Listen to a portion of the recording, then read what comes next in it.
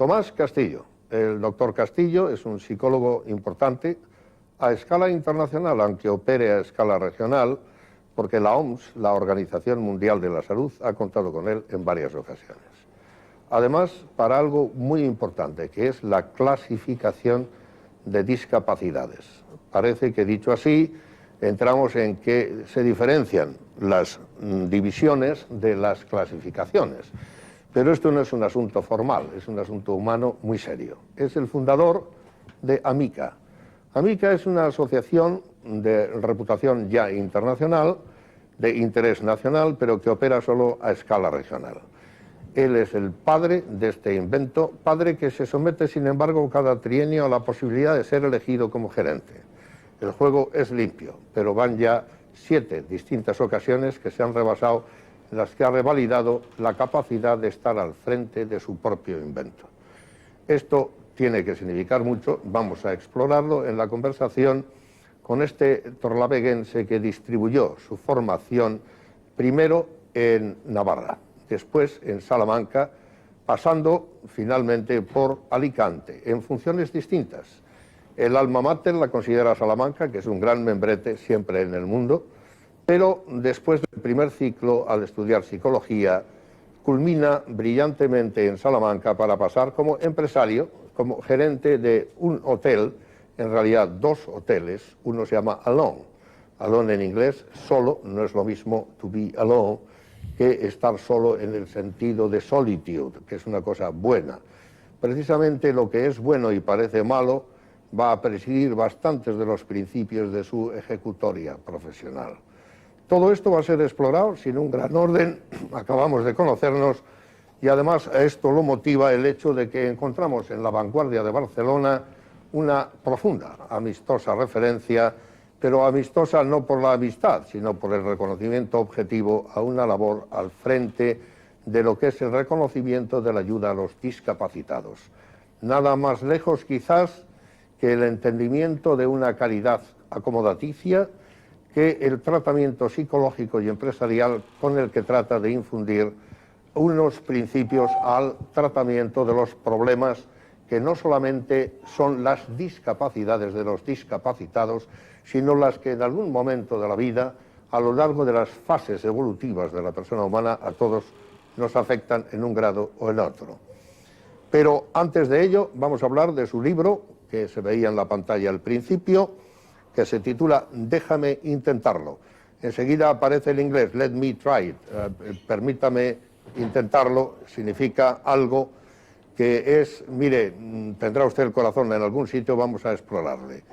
Doctor Castillo Arenal, gracias por venir al Hotel Real, por encontrarse con nosotros. Esto es ya un éxito, esta es una segunda edición en un mes de un librito que francamente no abulta mucho, pero tal vez el contenido, que creo que sí abulta, yo no lo he leído, estas 118 páginas, es un libro que se acaba de escribir el 26 de febrero del año 2006 en Torlavega. Sí. Parece, y no quiero inflarle a usted una expectativa vanidosa que no tiene, que este es un libro importante porque responde a un proyecto importante. ¿Por qué considera usted que es importante su libro? Porque traslada a la sociedad mensajes que yo he aprendido durante casi 25 años dedicados a personas con discapacidades, de las que he aprendido mucho, sobre todo a comprender la naturaleza de nuestra existencia, a comprender lo importante que es saber aprovechar los momentos y las oportunidades que la vida tiene, a buscar lo positivo de cada situación, a ver en positivo incluso nuestra propia limitación. Y yo creo que el esfuerzo que se hace en este libro es de trasladar todo eso para que entendamos que esto es un problema, si podemos llamarle problema, que es de todos, ¿no? No es de algunas personas. La verdad es que no solamente porque yo he querido hacer esto, sino porque los mensajes que estoy recibiendo de las muchas personas que ya lo han leído y me llaman por teléfono, me ponen correos electrónicos, medios de comunicación, me trasladan la idea de que este libro tiene mucho futuro, porque es un libro muy breve para que puedan leer todas las personas, que ese era el objetivo, muy dinámico en la exposición, muy sencillo, y que dice muchísimas cosas, que se puede comprender incluso a niveles muy diferentes. Hay quien puede profundizar y releerlo, como hay algunas personas que me han dicho, ya voy por la tercera lectura del libro, y bueno, me resulta especialmente grato, ¿no? Pero otras personas menos acostumbradas a leer, pues algunos de esos mensajes sí que les está llamando mucho la atención. Hasta ahora igual pensábamos que de las personas con discapacidad poco podíamos aprender, que eran personas que con estar bien atendidas pues ya era suficiente, que las que tenían menos discapacidades tenían que hacer un esfuerzo por integrarse en la sociedad, pero como que era su problema, ¿no? Como que los demás teníamos que tener una actitud un poco solidaria, ser comprensivos, generosos con estas personas. En realidad, yo planteo dar la vuelta a las cosas. Es la propia sociedad la que no está preparada para albergar, para atender la limitación humana. Pero es que la limitación humana no es un problema de unos pocos. Todos la tenemos, la vamos a tener en mayor cuantía, y si nos encontramos con dificultades en la sociedad, es también la sociedad la que no está capacitada para albergar esa limitación. Luego pasamos de lo que se ha visto a lo largo de los siglos como un problema personal a una dimensión social del fenómeno de la limitación humana, que es lo que plantea el libro como eje de su principio filosófico, ¿no? Y esto hace cambiar mucho la perspectiva de las cosas, porque hasta ahora era hacer políticas para proteger a un grupo de personas más o menos consumidoras de gasto social. Ahora tenemos que ver esto como una inversión en que la sociedad esté preparada para atender las necesidades que plantea la persona en cada momento de su vida. Y lo mismo que cuando hablamos de la enfermedad, pues ya hace muchas décadas que hemos entendido que la enfermedad es un problema social y por eso vacunamos a los niños de pequeños y generamos cantidad de dispositivos de prevención, de previsión social y de atención a las situaciones de emergencia. Tenemos cantidad de dispositivos organizados para atender la enfermedad porque la entendemos como un problema de todos, social. No ha ocurrido esto con la discapacidad, con la limitación humana. Y yo creo que es el momento de que empecemos este nuevo milenio, ¿no?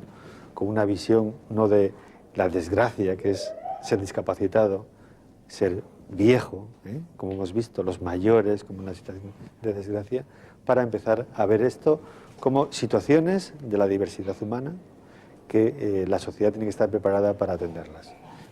Esto a veces quiere decir, para poner un ejemplo para que me entiendan nuestros oyentes y televidentes,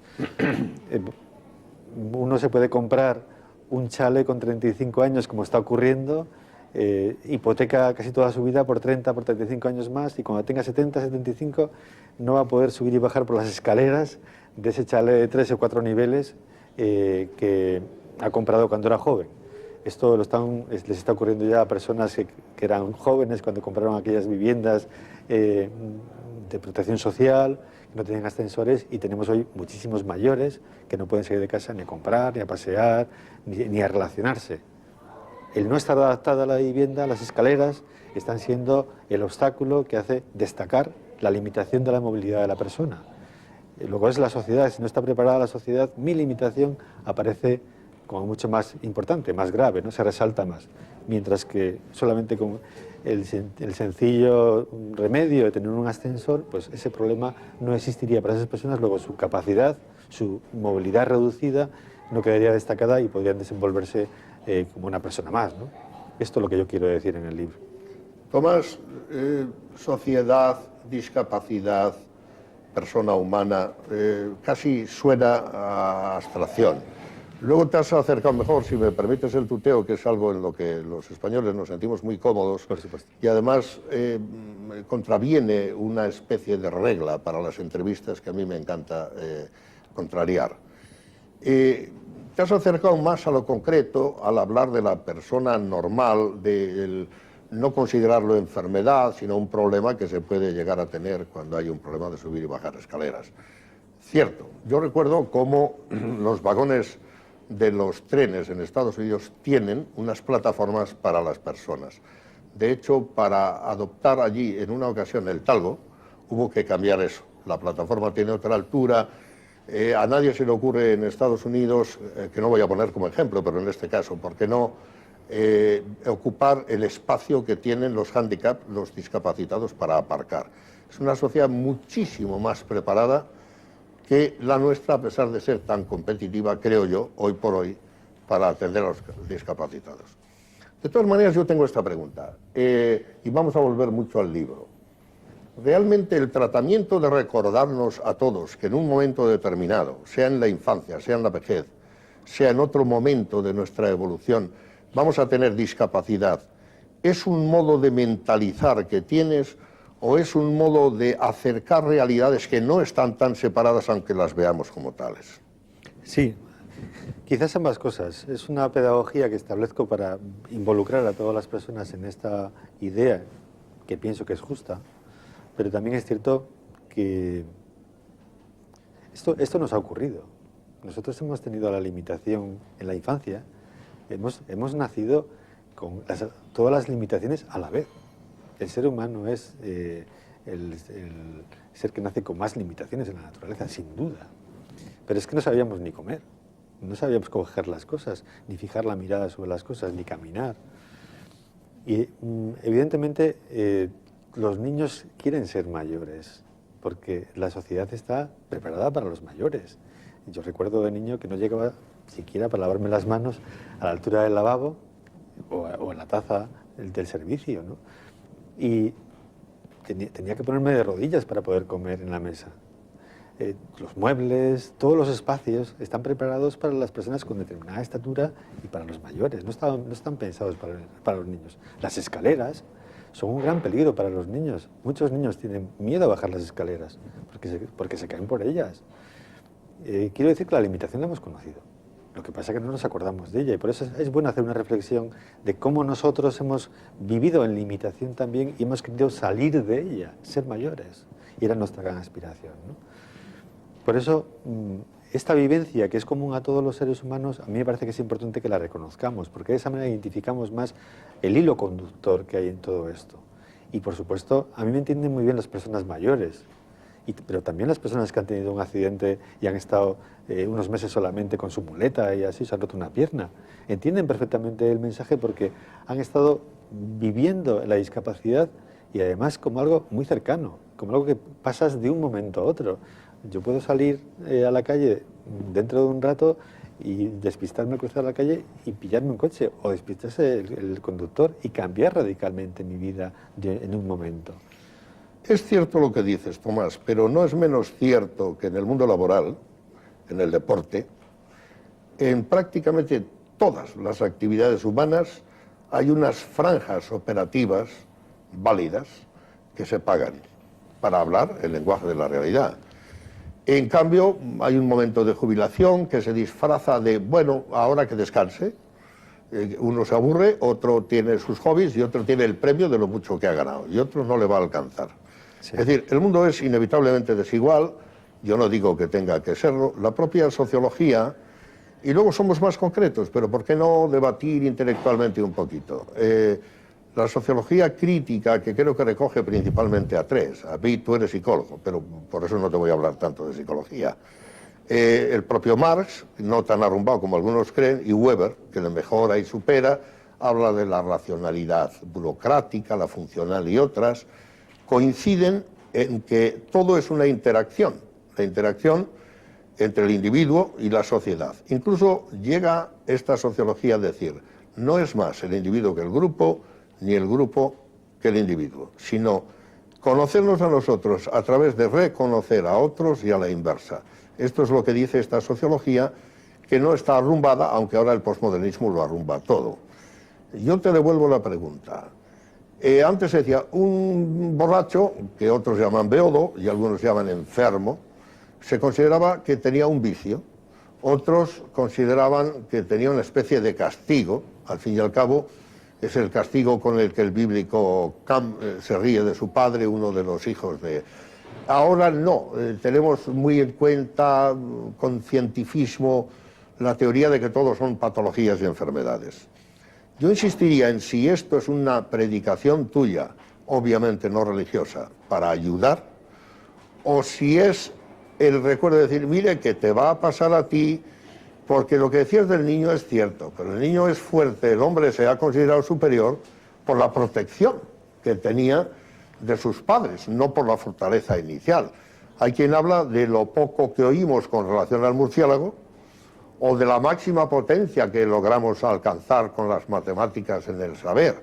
Y hay animales que oyen más y alcanzan más. Lo de la inteligencia es otra cosa, a pesar de la inteligencia emocional y tantas variantes que ahora tiene. Voy a la pregunta.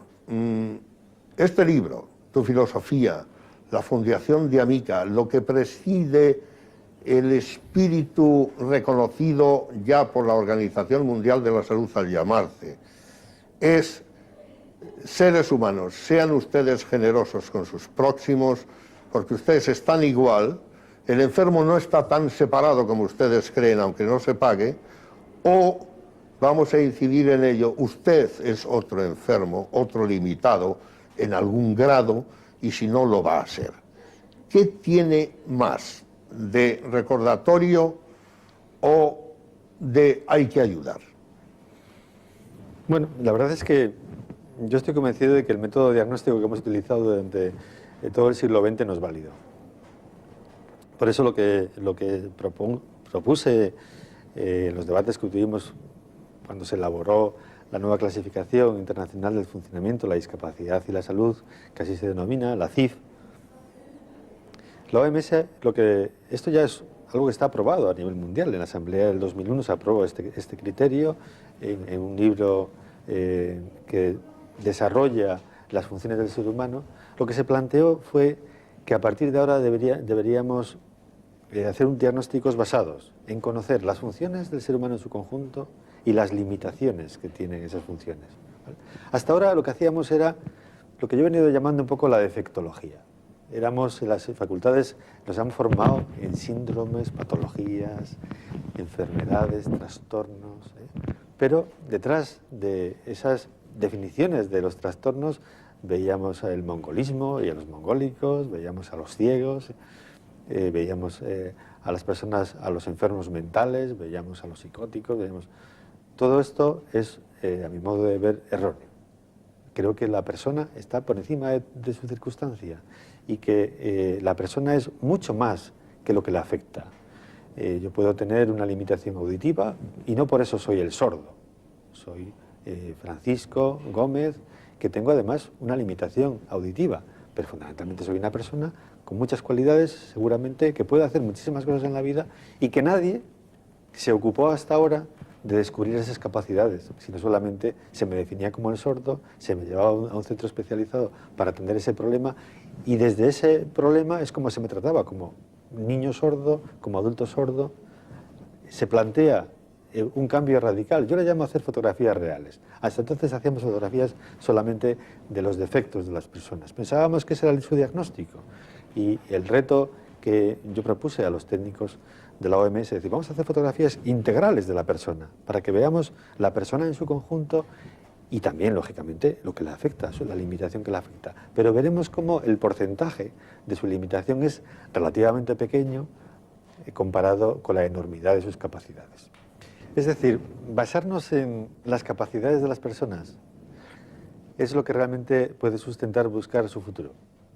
Basarnos solamente en encontrar sus defectos, sus limitaciones, nos ha llevado a la protección, nos ha llevado a pensar que podían hacer muchas menos cosas de las que realmente pueden hacer. Esta es la gran diferencia. Pero es más, yo añadiría que hasta ahora hemos estado muy equivocados pensando que había un grupo de personas normales y otro grupo de personas con discapacidad, ¿no? Discapacitadas. Esto es un error conceptual grave. ¿Por qué? Pues porque ya la naturaleza se ha encargado de que seamos tan diversos que el ser humano es irrepetible. Vivimos casi 7.000 millones de personas en el mundo y no hay un ser humano igual que otro. Pero es que han vivido muchos miles de millones a lo largo de la historia y nadie es igual a nosotros. Somos un ser singular e irrepetible.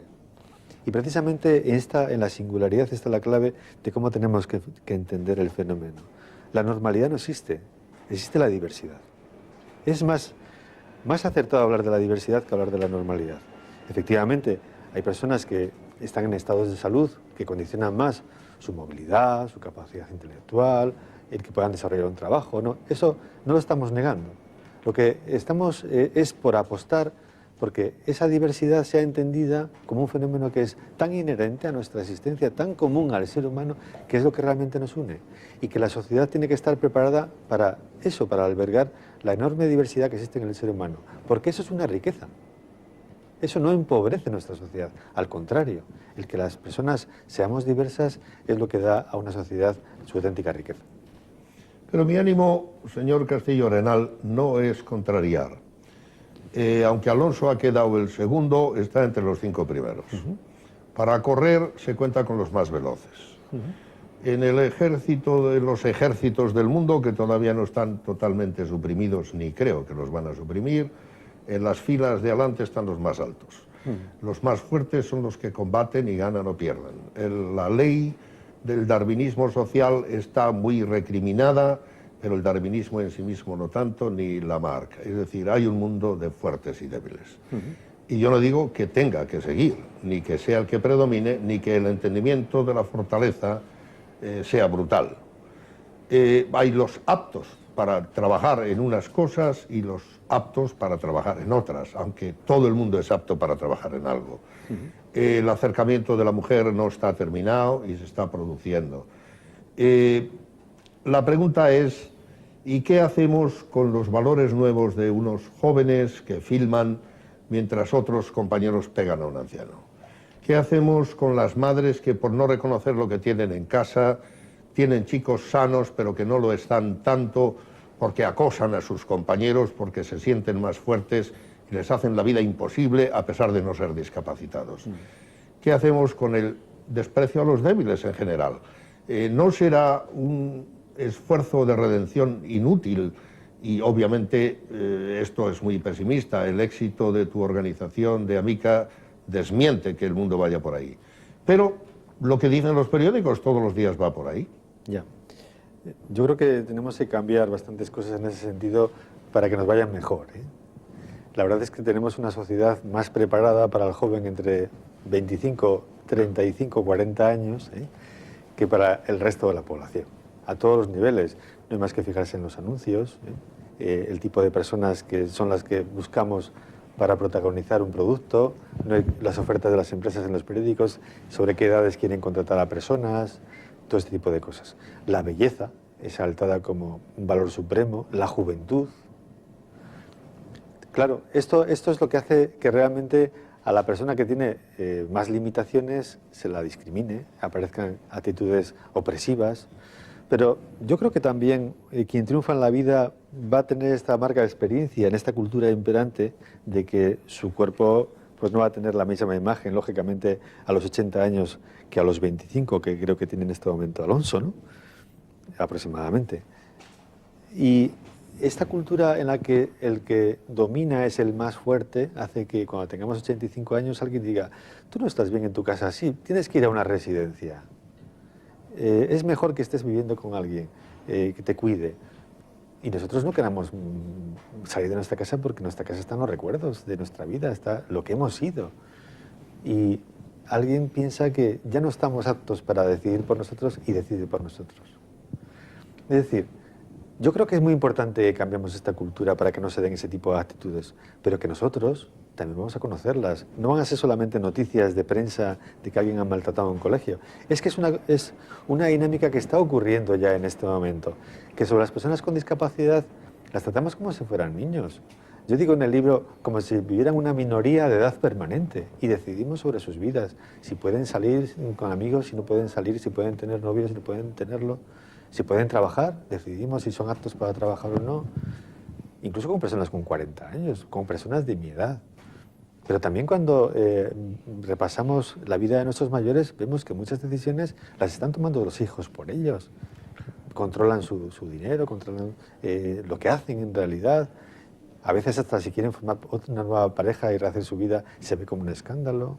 Este tipo de cosas limitan mucho la dignidad de la persona, su propia libertad. Y es una cultura de dominio del fuerte sobre el débil que yo, insisto, la vamos a padecer todos si no hacemos ahora, que tenemos cierta capacidad de maniobra porque somos más jóvenes, para cambiarla y que no nos toque también a nosotros conocerlo.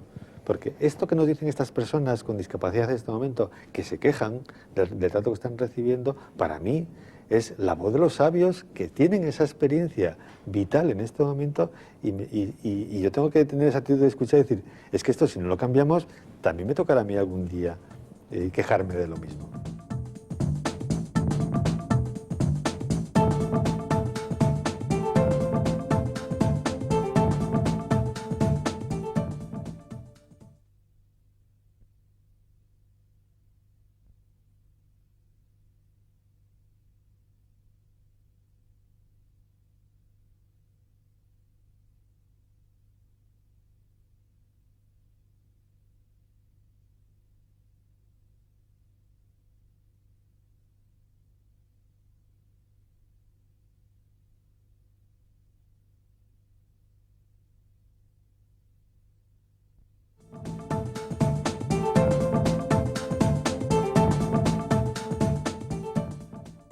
Varias preguntas de frente. ¿Tú eres un idealista, Tomás? Yo creo que soy un idealista práctico, porque las ideas las pongo a prueba en Amica permanentemente, creando modelos de servicios para comprobar si efectivamente esto funciona. Yo no decía idealista para relegarlo o subordinarlo al sentido práctico de laboratorio experimental que indiscutiblemente después de casi un cuarto de siglo tiene Amica. No, lo digo por lo que anime el espíritu de esto, porque no me parece que sea detrás, sin que lo descartes, un principio fundamentalmente religioso el que anime lo que empuja tu deseo de transformar los ámbitos culturales que le dan sentido al fuerte. Yo creo que es un principio más universal que el religioso. Humanitario. Humanista. Humanista. Podríamos llamarlo. Pero el humanismo no está de moda, es una cosa del Renacimiento. Ahora la gente habla de neohumanismo, de posthumanismo, de posmodernismo. El humanismo es una cosa como de la etapa de Da Vinci. Ya. ¿Qué habría que responder a eso?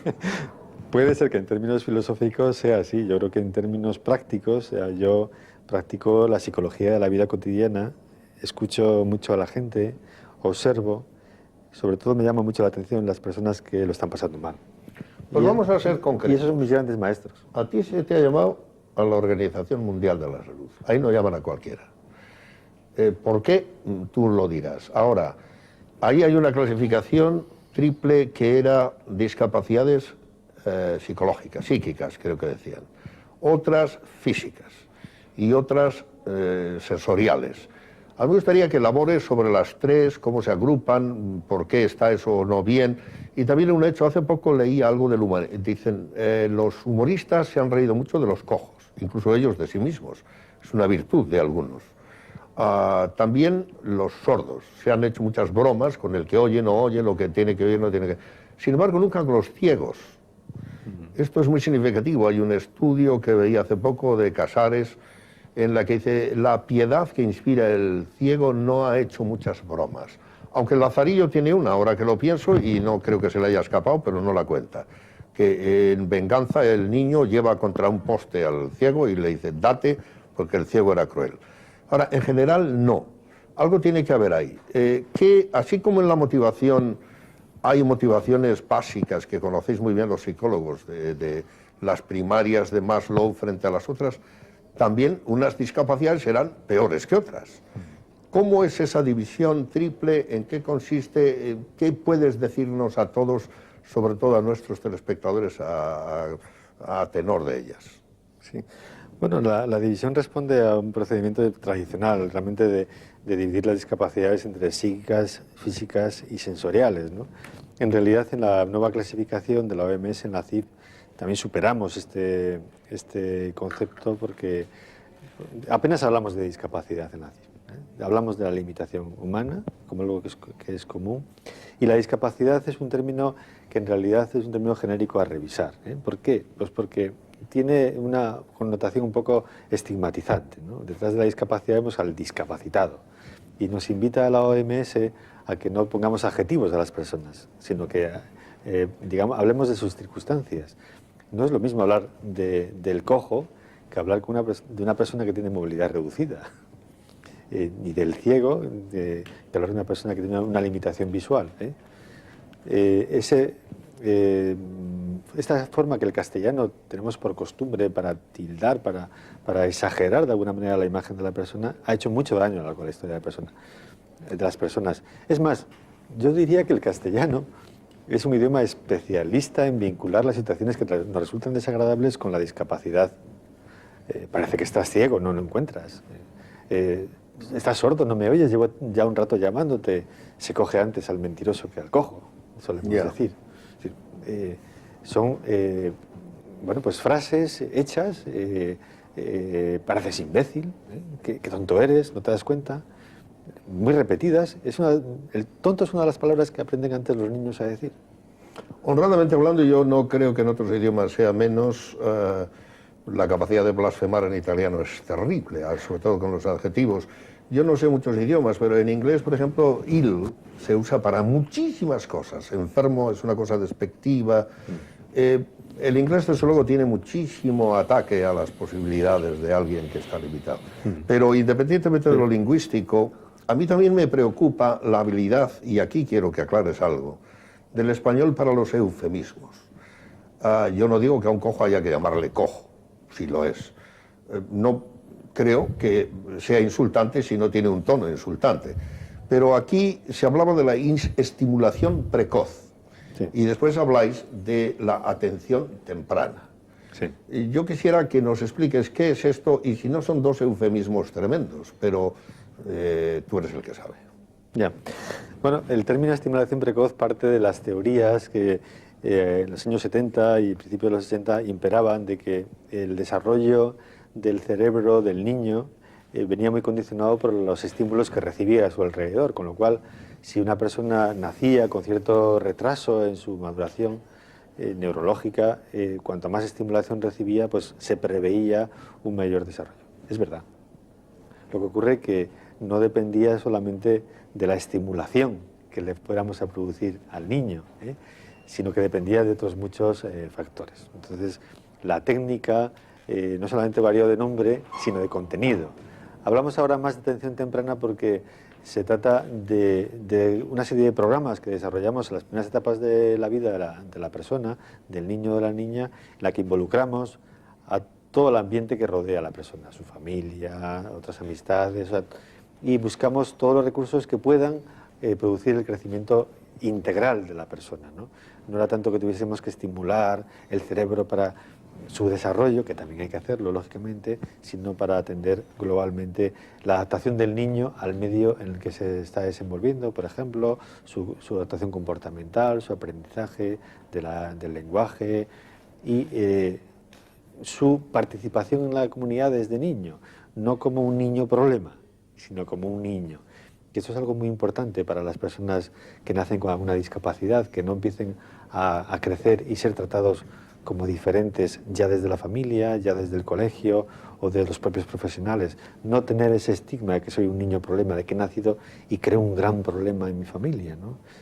Y esto no es idealismo, esto es normalizar las cosas porque los niños nacen con diferentes situaciones y hay niños que nacen con una serie de hándicaps, ¿no? de pequeños o de mayores problemas, pero que en la medida en que normalizamos la situación, ese niño va a crecer de forma completamente diferente, su imagen va a ser vista por sus padres con menos ansiedad y va a ser aceptado mejor su dificultad que cuando hacemos un diagnóstico un tanto fatalista de que tiene un trastorno irrecuperable, de que es una enfermedad muy grave y ya asustamos tanto a la familia, como nos ha ocurrido, que creamos una angustia que hace que ese niño crezca en una familia permanentemente angustiada y a veces con trastornos psicológicos, ¿no?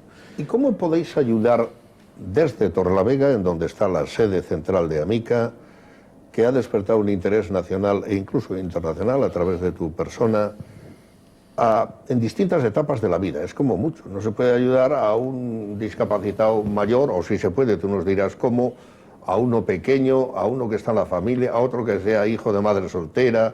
Es decir, ¿en qué manera proveéis servicios? Y te hago dos preguntas. A personas tan distintas, en fases tan distintas, en situaciones tan distintas, ¿y a través de qué? Porque la presidencia de tu organización es alguno de los miembros de estas familias, en este momento una distinguida señora, y Sagrario Cajigas, sí. Y en otras ocasiones admitís ayudas, que no sé su nivel, tú nos dirás, de personas que no tienen estos problemas en sus familias por ahora, que tú dirías, y sin embargo pueden prestar ayuda comprendiendo que puede ser mañana o que basta que ocurra con otros ahora para que ya ayuden. ¿Cómo se puede a algo tan general, tan distinto, tan variado, darle servicios y en qué consiste la originalidad de un modelo tan distinto que tú has creado? Bueno, tratábamos de que cada persona tuviese su respuesta. Esa es la clave, ¿no? Entonces, la respuesta supone que cuando tengo una edad, soy un niño pequeño, me hace falta un tipo de servicios diferente a cuando tengo una etapa escolar, o cuando estoy en la etapa escolar o cuando soy adulto o adulta. A mí que trata un poco de eso, de a cada persona darle una respuesta diferenciada, pero también de atender a personas con todo tipo de discapacidades a la vez. Que esta fue una idea muy original nuestra, porque nos parecía que esto enriquecía también los servicios que íbamos a prestar, con una clave, y es que a cada persona se le trata de forma individual. Cada persona tiene su programa específico, su proyecto personal. Y en esta combinación entre la individualidad de la persona y el trabajo en equipo, el trabajo en grupo, combinando distintas discapacidades, hemos encontrado enormes posibilidades nosotros. Pero tenéis un voluntariado. No hemos desarrollado todo lo que quisiéramos, ¿no? La participación de voluntariado en la entidad. Bueno, yo desde aquí invito, desde luego, a todas las personas que tengan interés por colaborar, porque creo que es bonito y una experiencia muy interesante en lo personal también, ¿no? Lo que se aprende. Yo tengo mucho que agradecer a las personas con discapacidades. Me han enseñado mucho. ¿Hay algún tipo de... más de lo que yo a ellas. ¿De discapacitado que está excluido o todo tipo de discapacitado es posible miembro de la entidad? Sí. Atendemos a personas con todo tipo de discapacidades y he aprovechado a terminar una pregunta que antes me hacía sobre el trato de algunas discapacidades.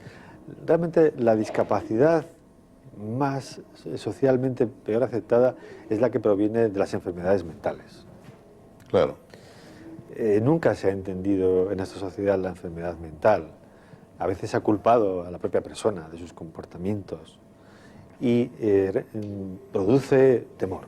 Fundamentalmente produce temor por no saber qué reacción va a tener la persona, por no saber cómo tratarle, por si va a haber comportamientos inesperados, violentos incluso, ¿no? ¿Tienes alguna fórmula? Eso lo ha estudiado profundamente Foucault. Es el gran responsable, no hace tanto tiempo que ha muerto, de que la locura no lo es tal y la normalidad no tiene un límite tan establecido. Lo dicen los buenos psiquiatras también. Algunos lo ven como algo bioquímico, otros lo refieren a muy distintas escuelas, pero la verdad es que el estudio de la locura, la nave en la que les metían y les dejaban a la deriva, el encerrarlos, el viejo Pinel en Francia, hay toda una profundización sobre que el loco no era tan loco y el normal no es tan normal. Yo no sé cuál es la filosofía vuestra en Amica para este asunto, porque, hombre, no digo que haya locos de atar, pero hay personas cuyas reacciones son más violentas, que hay que sedar, que hay que... tú conoces mucho mejor que yo, porque es niveles ahí entre el neurótico y el psicótico agudo, por decirlo de alguna manera, con un lenguaje impropio. Sí, quizás entendemos mejor el fenómeno si hablamos de estados de salud, ¿no? Una persona no tiene una psicosis y se comporta siempre igual, ¿eh?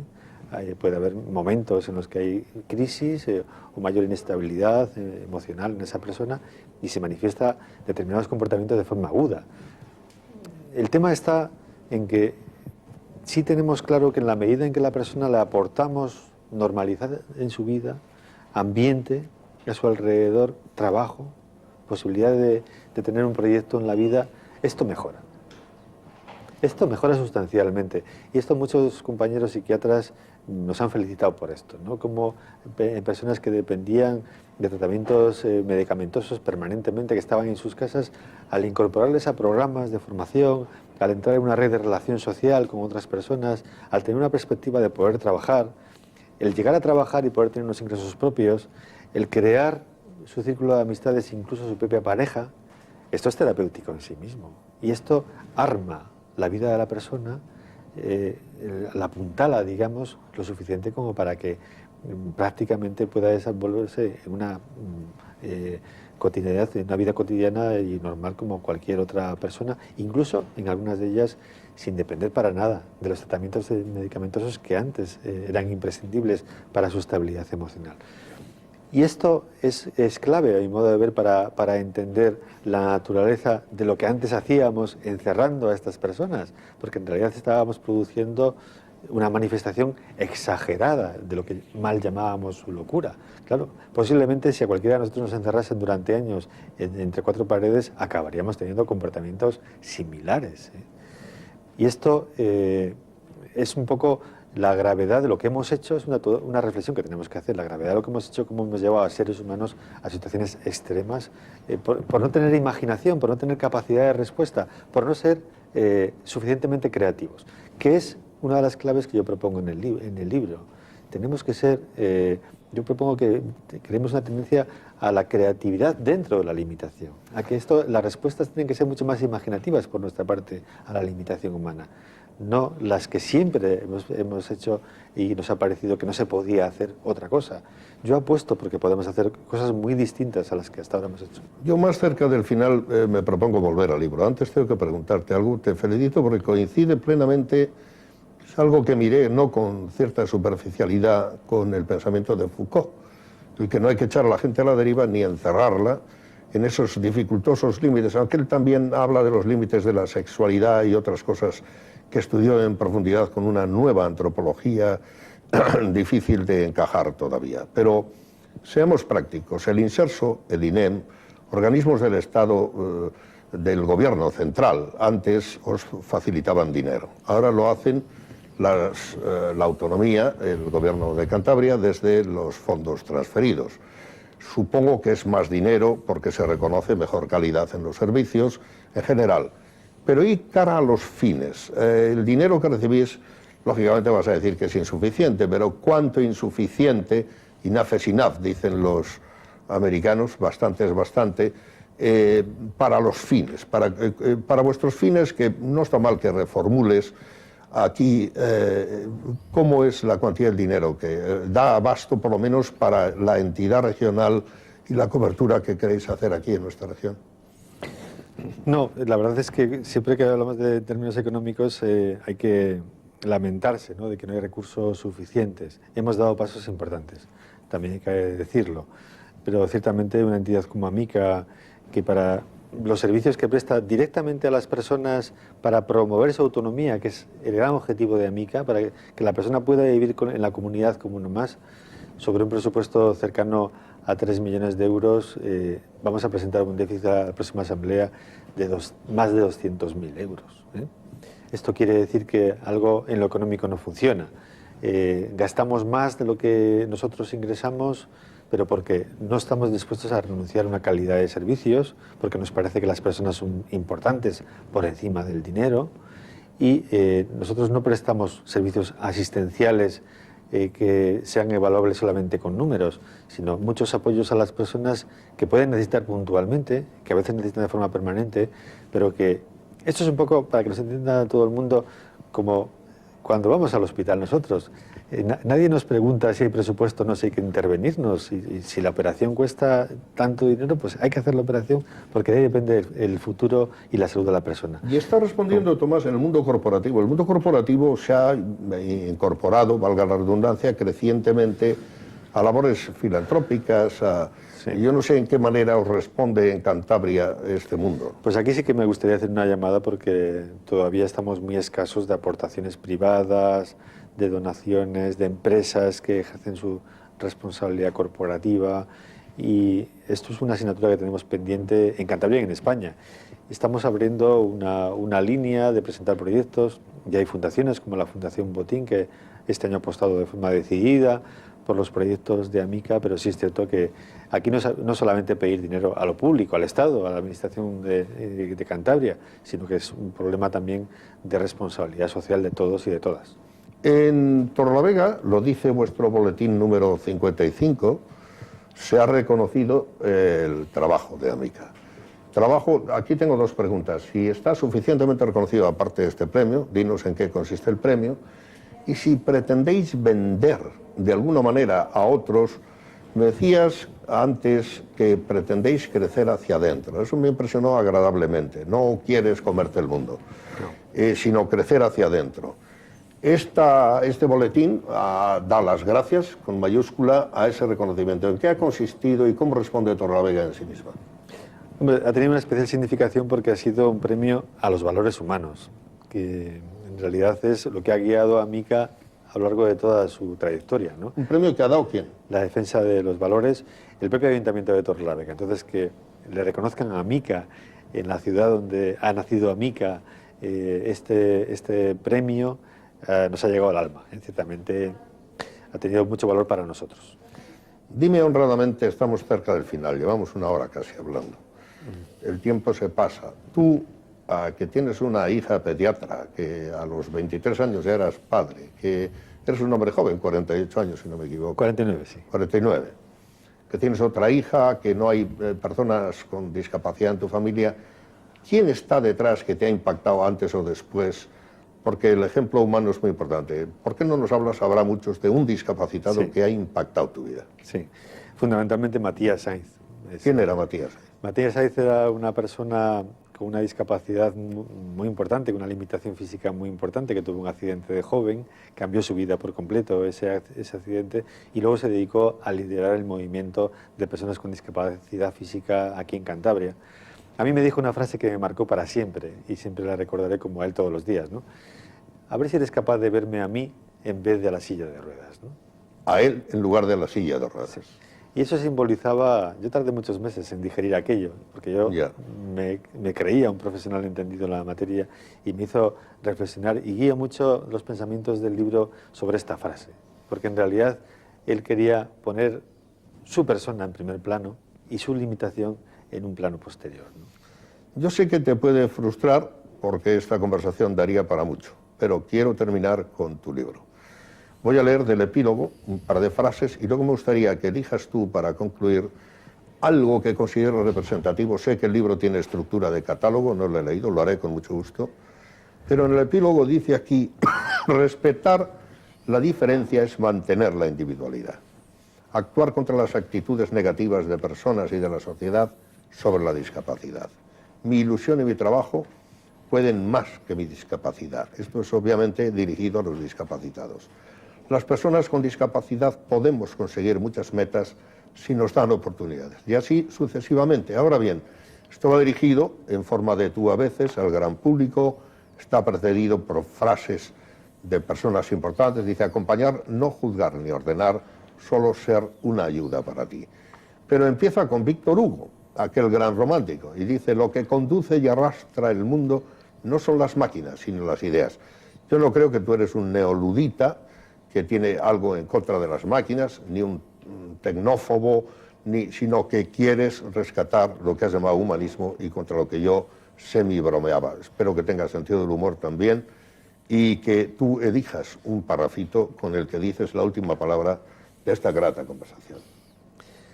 Dice en la introducción, la discapacidad, como la enfermedad, dejará de entenderse como un problema de un grupo de personas para ser interpretado como un problema social que plantea la necesidad de hacer políticas para toda la comunidad, protegiendo cada situación individual en el momento de la vida en que se produce. Muchas gracias. Este es Tomás Castillo Arenal.